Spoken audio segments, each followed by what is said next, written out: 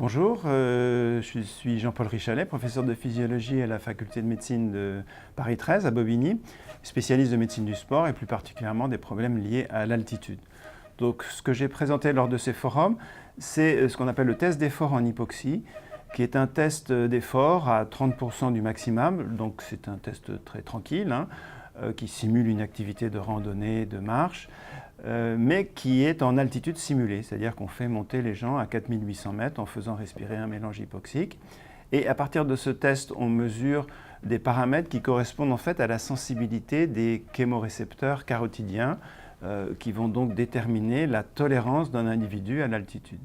Donc à partir de ce test, qui dure une vingtaine de minutes, on calcule un score qui tient compte d'un certain nombre d'éléments cliniques, comme les antécédents du sujet,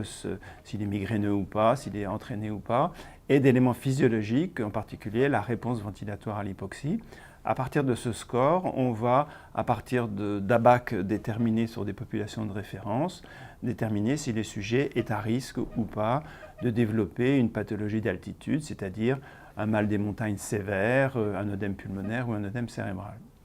Donc, selon la valeur du score, on proposera soit une non-contre-indication, donc pas de problème, soit une contre-indication au séjour en altitude, soit des conseils adaptés, par exemple, de prévoir une acclimatation progressive, éviter les efforts intenses au début du séjour, et éventuellement prendre une médication préventive qui est l'acétazolamide, qui est un médicament inhibiteur de l'anhydrase carbonique et qui est bien connu pour augmenter la ventilation en altitude et donc